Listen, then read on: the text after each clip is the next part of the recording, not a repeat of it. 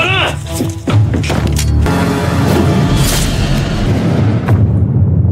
생긴 게 재수 없어.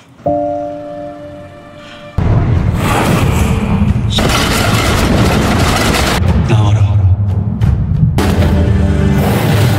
김은영!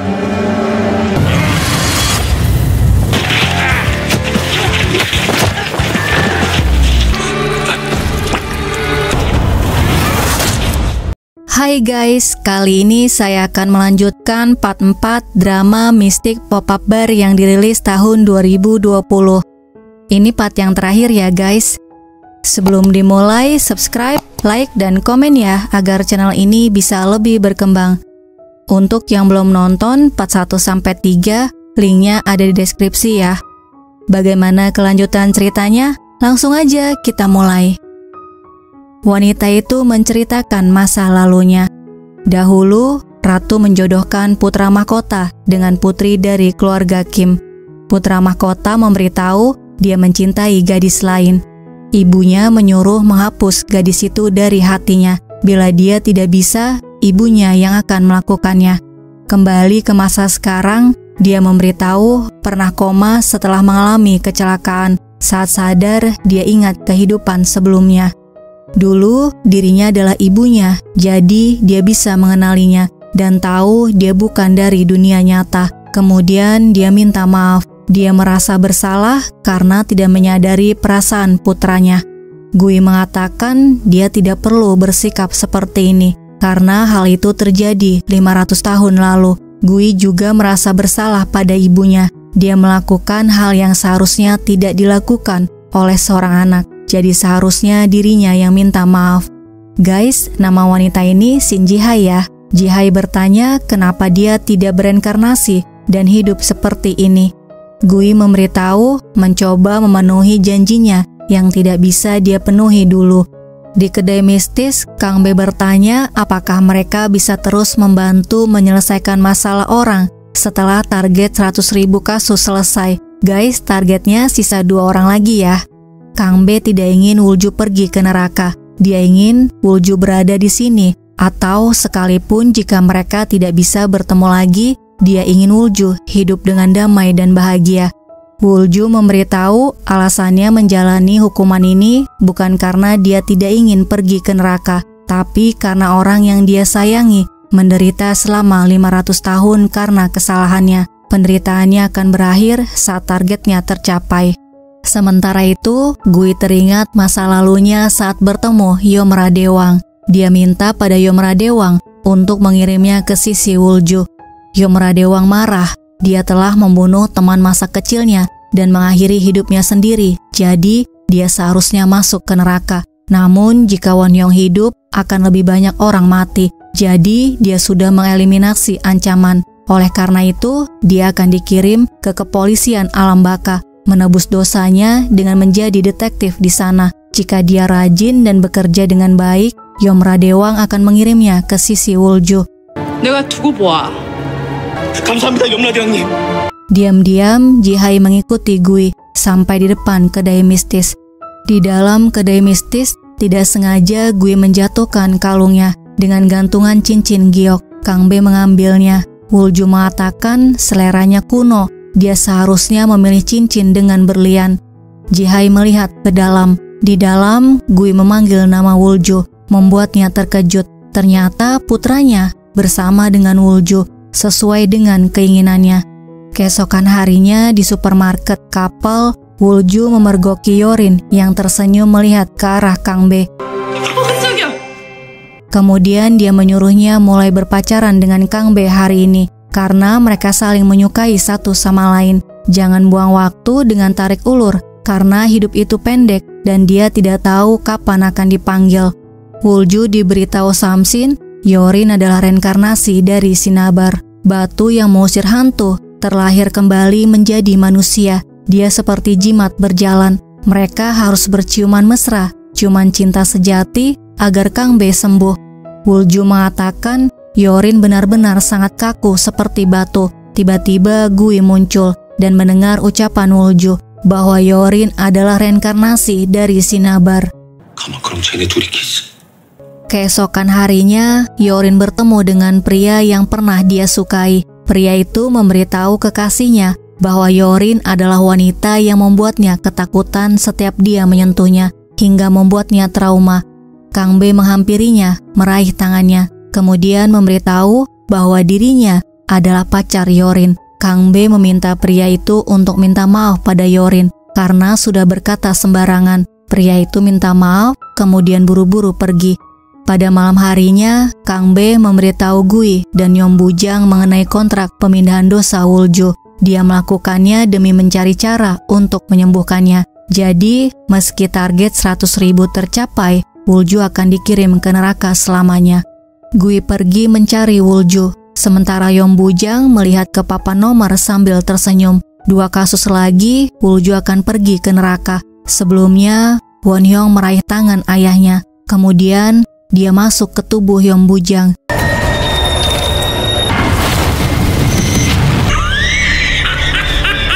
Sementara itu, Gui bertanya, kenapa menandatangani kontrak itu? Jika memang dia harus pergi ke neraka, apa gunanya menyelesaikan 100.000 kasus? Wulju mengatakan apa yang terjadi pada Kang B dan pohon keramat itu adalah kesalahannya. Dia harus menebusnya. Karena dendam pohon keramat itu, seseorang menderita. Gui tidak bisa membiarkannya berakhir di neraka selamanya. Kemudian dia pergi menemui Samsin. Dia mencari kontrak pemindahan dosa, tapi tidak menemukannya. Samsin memberitahu kontrak itu ada pada Yom Radewang, dan dia sudah menyetujuinya. Di sebuah kafe, Yorin menceritakan masa lalunya. Dia memberitahu setiap pria yang dia sukai akan kabur saat dirinya menyatakan cinta. Dia tidak tahu alasannya apa. Tiba-tiba mereka mengatakan dirinya mengerikan. Karena itu, dia tidak mau berpacaran. Dia tidak bisa lagi menerima rasa benci dari orang yang dia sayangi. Itulah alasannya dia menolak cintanya. Kang B kemudian menceritakan masa lalunya saat di panti asuhan. 저주받은 아이. Yorin akhirnya mengakui bahwa dia menyukai Kang B. Kang B memberitahu kabar baik ini pada Wulju. Wulju sangat senang mendengarnya. Dia menyuruh Kang B pulang untuk merayakan hari jadinya bersama Yorin. Sementara itu, Gui menemui Yom Radewang. Yom Radewang mengatakan pengungkapan sebuah rahasia adalah dosa besar. Seseorang harus bertanggung jawab. Itu adalah hukum alam baka, dan Wulju sendiri yang setuju dengan hukuman ini. Gui mengatakan akan mengambil alih tanggung jawab itu dari Wulju. Gui memohon pada Yom Radewang agar dia mengizinkannya. Selanjutnya, Gui datang ke kedai. Dia memberitahu kontrak Wulju baru saja dibatalkan. Wulju tidak percaya mendengarnya. Gui menjelaskan selama menjadi detektif, dia mengetahui rahasia kotor para petinggi. Dia mengumpulkan semua rahasia itu dalam berkas dan memberikannya pada mereka. Wulju mengucapkan terima kasih, dia berhutang padanya. Yom Bujang yang mengetahui hal ini sangat kesal. Dia pergi meninggalkan kedai. Sementara Wulju pergi ke supermarket untuk membeli bahan-bahan yang habis. Wulju melihat Kang B membantu Yorin.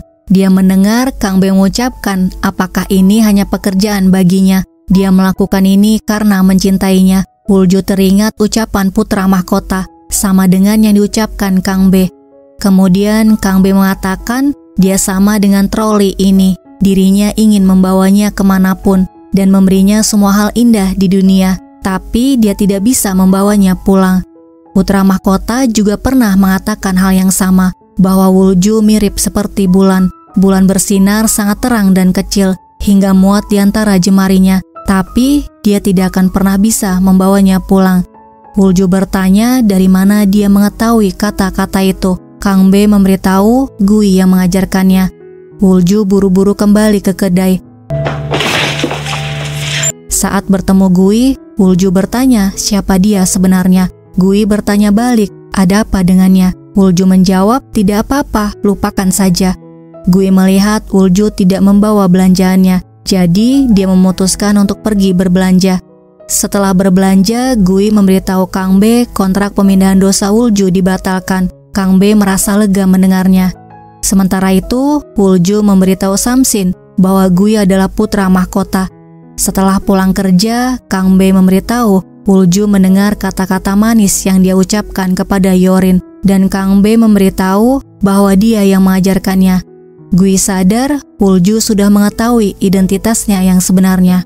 Keesokan harinya, Kang Be pergi kencan dengan Yorin. Mereka melihat pasangan berjalan sambil bergandengan tangan. Yorin ingin menggandeng tangan Kang Be. Tiba-tiba dia mendengar suara, "Jangan gandeng dia." Yorin mencoba lagi, terdengar suara menjauh dari dia. Yorin tidak tahu apa yang terjadi. Dia minta maaf, kemudian buru-buru pergi. Di kedai mistis, Gui berusaha menjelaskan. Dia datang ke sisinya setelah menebus dosanya untuk membantunya. Wulju masih marah padanya karena dulu dia meninggalkannya. Dirinya mati dan dihukum selama 500 tahun. Kenapa dia membuatnya percaya pada janji-janjinya? Lalu dia menginjak perasaannya. Seharusnya dia berusaha menyelamatkan ibunya. Setelah ibunya meninggal, dirinya tidak punya tempat untuk bersandar.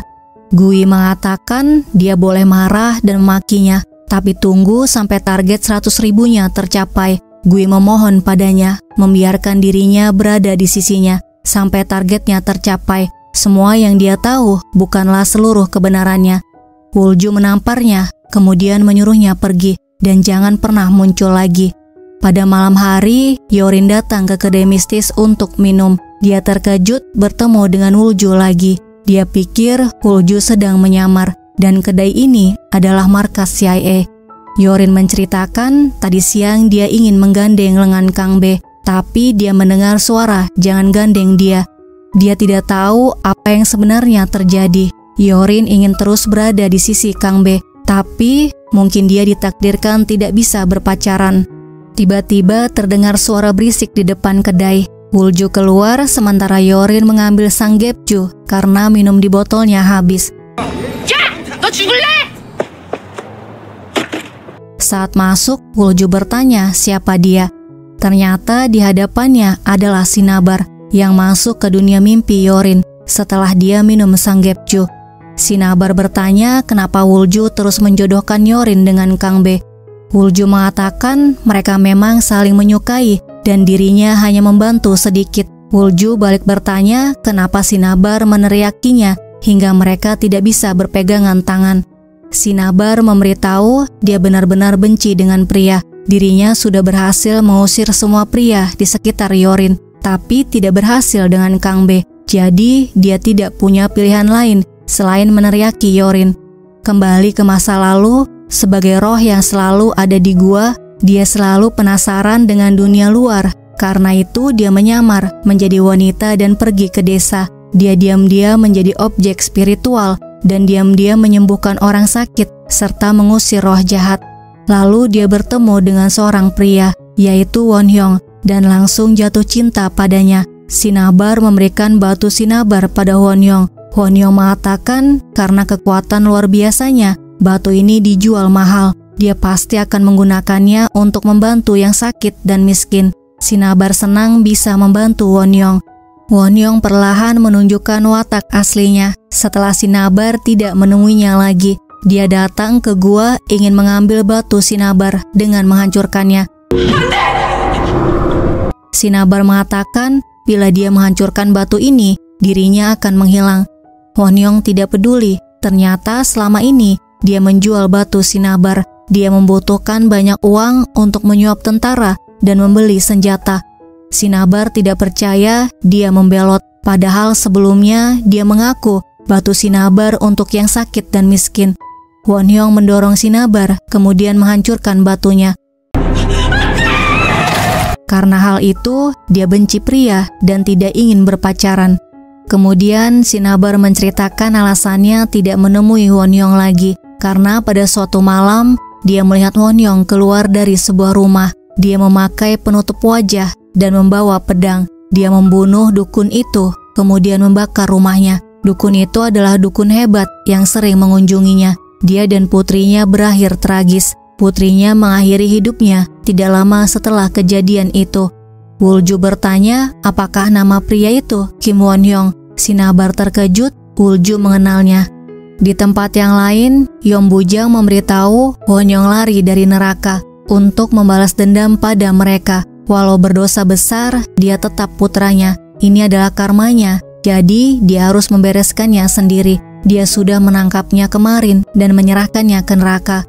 Keesokan harinya, Yorin memberitahu bahwa dia memiliki trauma dengan sentuhan. Jadi, dia masih takut untuk bersentuhan. Hari ini, dia akan datang ke dokter untuk berkonsultasi mengenai traumanya. Dia minta Kang B jangan salah paham mengenai kejadian kemarin. Kang B mengatakan dia akan menunggunya sampai Yorin bisa menerimanya sepenuhnya.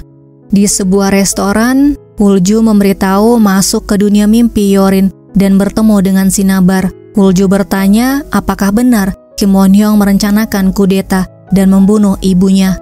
Gui minta maaf, dia terlambat mengetahuinya. Setelah Wulju pergi, Honyong berusaha menikahkan adiknya dengan dirinya agar bisa menjadi anggota keluarga kerajaan. Saat Wonyong tahu putra mahkota ingin menikahi Wulju, dia panik. Hari saat Wonyong menyerang rumahnya adalah hari saat dia melamarnya. Dia ingin membalas semuanya. Jadi, di hari pernikahannya, putra mahkota memerintahkan menyeret dan menangkap orang yang merencanakan kudeta. Won-hyung dibawa ke hadapannya. Won-hyung mengatakan dia tidak melakukan kudeta. Dia orang yang paling setia dan teman lamanya. Putra mahkota sudah tahu Won-hyung membeli kesetiaan para tentaranya untuk menjadi pengikutnya dan melakukan kudeta. Dia juga telah membunuh seorang gadis dan ibunya yang tidak bersalah. Won-hyung mengatakan menyingkirkan Wulju adalah bentuk kesetiaannya untuk menjaga kestabilan negara ini. Mendengar hal itu, putra mahkota membunuhnya.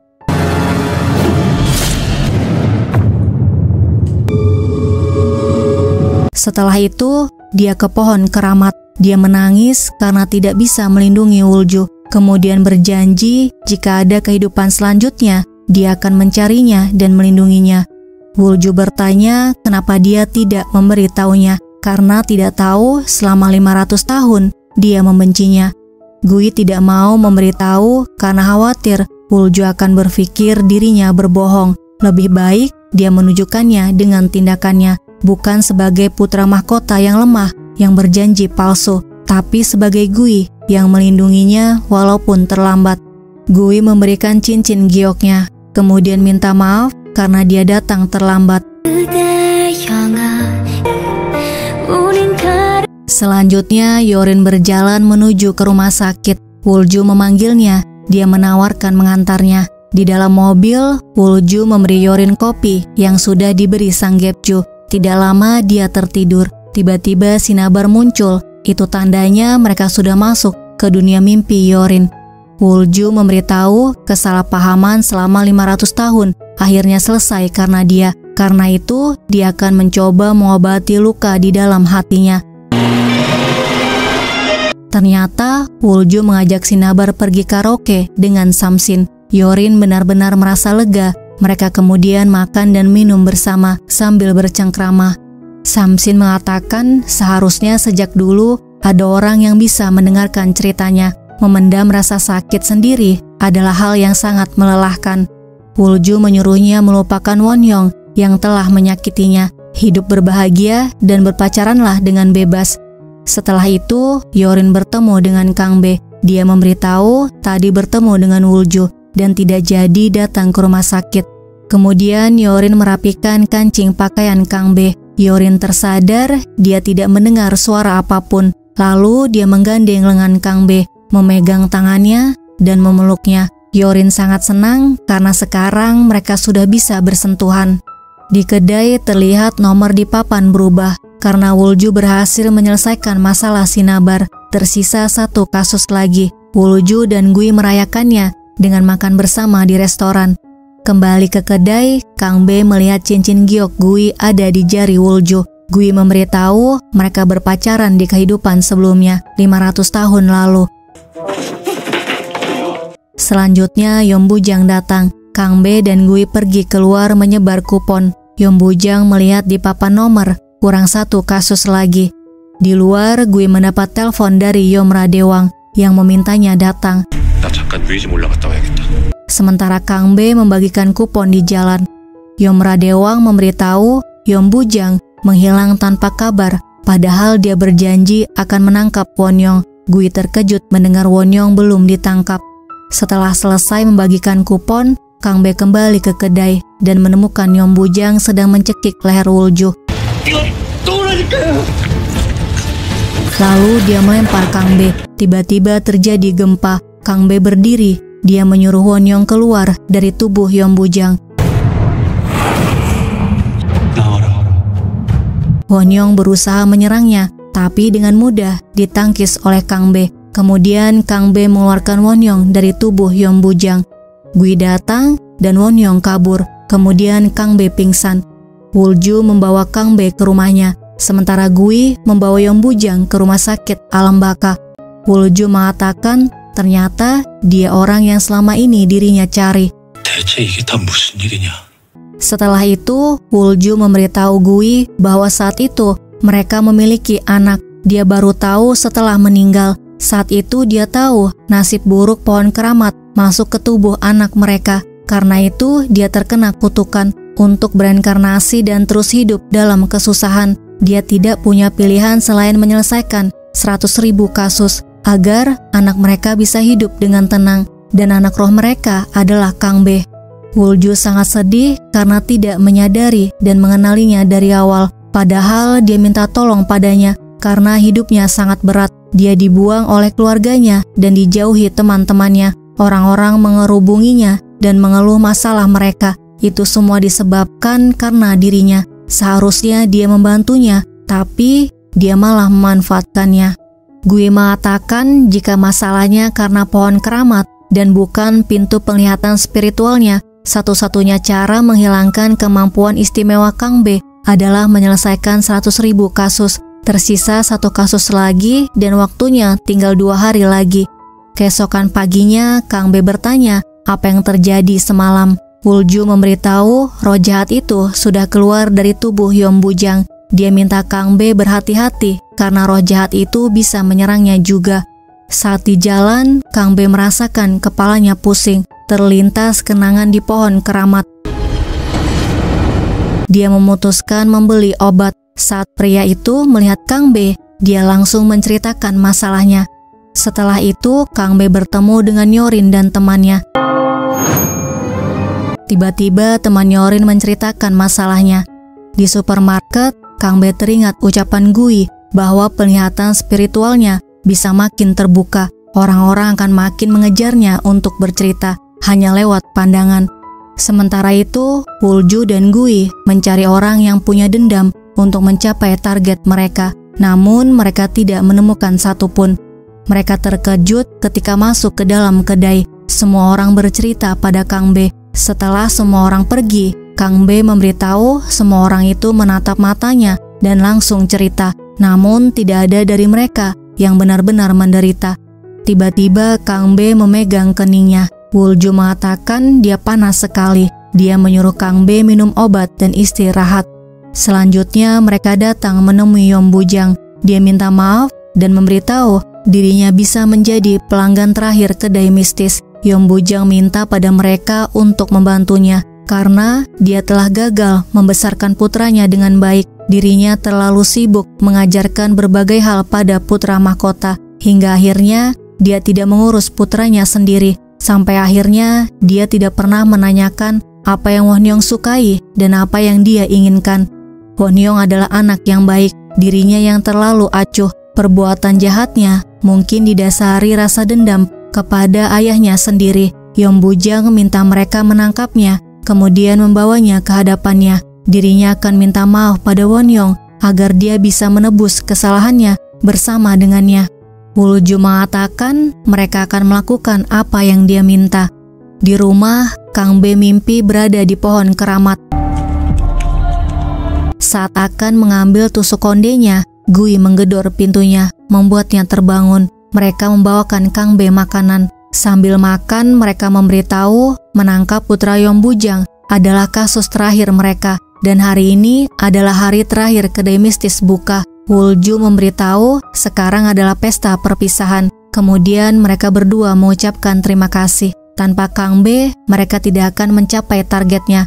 Kang Bae mengatakan tidak perlu berterima kasih karena dia hanya melakukannya selama 1 bulan, sedangkan Wulju melakukannya selama 500 tahun untuk melindungi orang yang dia sayangi. Dia yakin orang itu akan menghargai semua perbuatannya. Kemudian Kang Be memberitahu akan merindukan mereka berdua. Setelah itu Kang Be tertidur.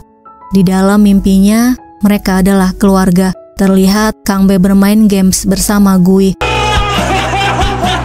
Wulju masuk memarahi mereka berdua karena seharusnya Kang Be belajar, bukan bermain games. Kemudian Kang Be memberitahu nilainya di sekolah. Wulju sangat senang karena dia berhasil juara pertama pada setiap mata pelajaran. Kang Be terlihat tertidur sambil menangis. Begitu juga dengan Wulju. Keesokan harinya di kedai mistis, pengawal Yong Bujang memberitahu keberadaan Wonyong. Pengawal itu pergi menuju tempat itu bersama Gui, sementara Wulju menunggu di kedai. Setelah Gui pergi, Wonyong datang ke kedai. Wulju memberitahu ayahnya ingin bertemu dengannya dan minta maaf. Di sebuah gudang, Gui tidak menemukan siapapun. Dia sadar telah dijebak. Di kedai, Yorin dan Gui menemukan Wulju tidak sadarkan diri. Wulju memberitahu Wonyong tadi datang dan Kang Be dalam bahaya. Ternyata Wonyong menyerupai Wulju mengajak Kang Be ke sebuah gedung kosong. Dia beralasan Gui dalam bahaya karena diserang saat sedang menangkap roh jahat. Selanjutnya mereka datang ke gedung itu. Mereka dihadang pengawal Wonyong yang dirasuki roh jahat. Gui melawan mereka.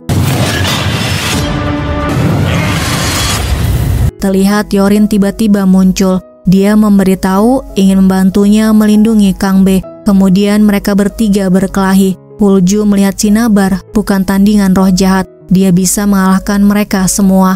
Akhirnya Sinabar melawan mereka semua. Sedangkan mereka berdua mencari Kang Be. Di dalam gedung, Wonyong memberitahu Wulju dan Gui yang memberikan takdir menyedihkan kepadanya. Kang Be mengatakan mereka adalah orang tuanya dari 500 tahun lalu. Mereka menghabiskan 500 tahun mencoba menyelamatkannya sambil menahan rasa sakit. Takdir menyedihkan dalam hidupnya bukan karena mereka, tapi karena dia. Kang Be ingat kehidupan sebelumnya saat pingsan di kedai. Hasutannya tidak akan berguna.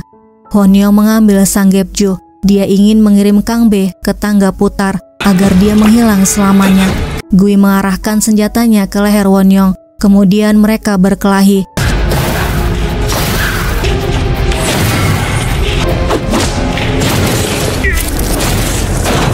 Wulju melepaskan ikatan Kang Be, sementara Gui berhasil melukai Wonyong. Wonyong mengarahkan senjatanya ke Wulju. Gui menghalanginya. Di tangga putar, Kang Be ketakutan, sementara Wulju menangis. Dia baru saja bertemu dengan Gui, tapi harus berpisah lagi. Wulju mengatakan dia merindukan dan mencintainya. Kembali ke tangga putar, Wonyong terus mengikuti Kang Be. Wonyong mengatakan jika jatuh di sini, dia tidak akan menghadapi takdir yang mengerikan itu lagi. Wulju membuat Wonyong diam tidak bergerak. Kemudian dia menyelamatkan Kang Be. Wonyong tidak rela menjadi pelanggan terakhirnya. Dia menarik tangan Wulju, kemudian melompat. Kang Be memegang tangan Wulju. Wulju mengatakan, hiduplah seperti sekarang, menjadi orang baik dan tulus. Jangan lepaskan orang yang dia cintai. Sebelum melepaskan tangan Kang Be, Wulju mengatakan dia sangat bahagia bersama dengannya. Kang Be memohon jangan meninggalkannya, kemudian memanggilnya ibu. Selanjutnya Kang Be terbangun kemudian menangis, sementara kedai mistis menghilang. Setelah hari itu, Kang Be selalu memimpikan hal yang sama, tangan yang terlepas, dan dia tidak sekalipun bisa meraih tangan itu. Di supermarket, dia bertemu dengan Yorin. Yorin sangat senang karena Kang Be sudah pulih dan mulai bekerja lagi. Sementara Kang Be senang kemampuan istimewanya sudah hilang. Di ruangan Yomradewang, Wulju memberitahu dia gagal menyelesaikan 100.000 kasus. Yomradewang membacakan keputusannya atas perbuatannya selama 500 tahun ini. Karena telah menuntaskan dendam 100.000 orang selama 500 tahun, roh putranya dibebaskan dari hidup menderita yang berkelanjutan. Wulju pikir dia gagal menyelesaikan kasus terakhirnya. Yomradewang mengatakan dia berhasil menyelamatkan Kang Be dengan mengorbankan dirinya sendiri. Dengan begitu, dia menyelesaikan dendamnya sendiri dan mewujudkan keinginan lamanya untuk menyelamatkan roh putranya. Honyong yang jatuh dari tangga putar sudah dia kirim ke neraka. Yomradewang bertanya dia ingin berinkarnasi menjadi siapa setelah menyelesaikan semua tugas yang diberikan. Wulju memberitahu dia tidak mau berinkarnasi, dia ingin kembali ke dunia nyata dan berada di antara manusia, mendengarkan cerita mereka dengan tulus.